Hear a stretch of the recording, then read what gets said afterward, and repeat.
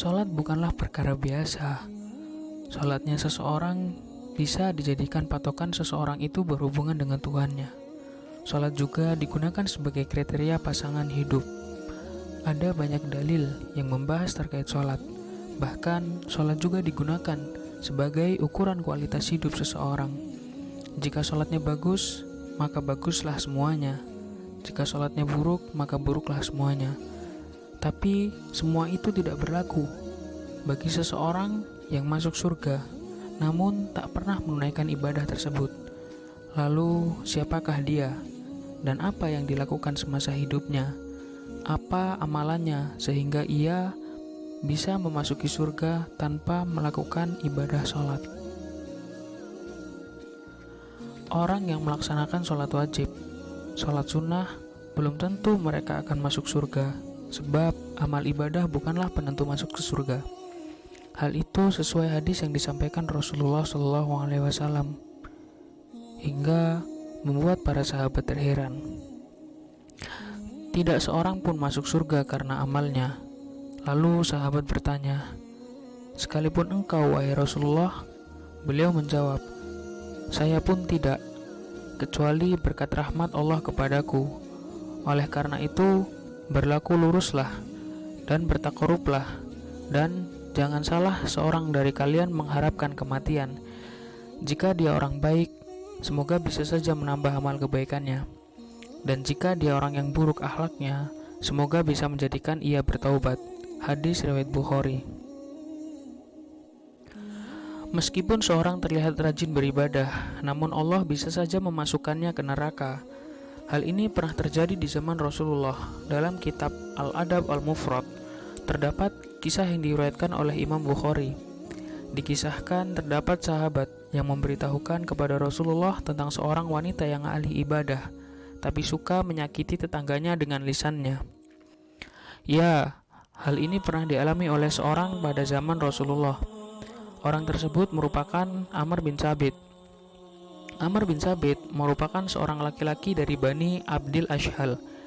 Ia juga sering dipanggil dengan nama Amr bin Uqais atau bin Usairim. Amr bin Sabit pernah diajak memeluk Islam, namun ia menolak karena kaumnya. Kisah ini dikisahkan oleh Abu Hurairah radhiyallahu anhu dalam kitab Sirah An-Nabawiyah. Diceritakannya, suatu ketika datanglah waktu perang Uhud. Amr bin Sabit bertanya, "Di mana anak-anak pamanku?" Orang-orang pun menjawab, "Di Uhud."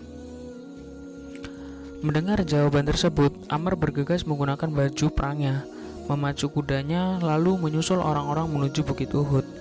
Saat orang-orang muslim melihatnya, mereka pun berkata, "Menjauhlah engkau dari kami, wahai Amr." Namun, Amr enggan pergi dan kemudian berkata, "Aku telah beriman," jawab Amr. Maka umat muslim pun memperbolehkannya untuk bergabung dengan pasukan. Kemudian Amr berjuang bersama di jalan Allah Subhanahu wa Ta'ala, bahkan hingga ia mengalami luka berat. Saat perang usai, orang-orang Bani Abdul Ashhal mencari korban-korban peperangan dari kaum mereka. Tak disangka, ternyata mereka menemukan Amr yang terluka. Mereka pun langsung membawa Amr ke keluarganya dengan keadaan terluka. Sa'ad bin Mu'adz mendatangi saudarinya itu dan berkata, "Tanyakanlah kepada Amr apa yang menyebabkannya datang ke medan perang. Apakah ia berperang demi kaumnya atau karena Allah dan Rasulnya?" Amr yang dengan kondisi penuh luka pun menjawab, "Aku datang ke medan perang karena ingin masuk Islam. Aku beriman kepada Allah dan Rasulnya. Aku masuk Islam lalu mengambil pedangku. Aku maju bersama Rasulullah dan aku berperang hingga aku terkena serangan." Tak berselang lama setelah berkata hal tersebut, Amr pun menghembuskan nafas terakhirnya. Kejadian ini kemudian diceritakan kepada Rasulullah SAW. Beliau kemudian berkata, "Sesungguhnya ia termasuk penghuni surga." Amr pun dicatat sebagai penghuni surga, padahal ia belum pernah melakukan sholat sama sekali.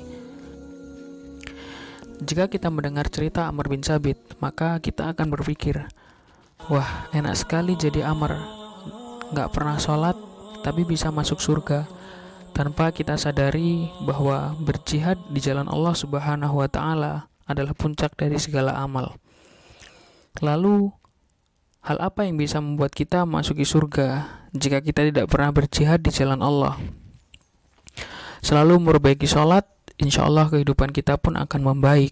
Semoga Allah memberi rahmatnya agar kita bisa memasuki surga dan tinggal di dalamnya bersama Rasulullah dan para orang-orang soleh. Wallahu a'lam bishawab.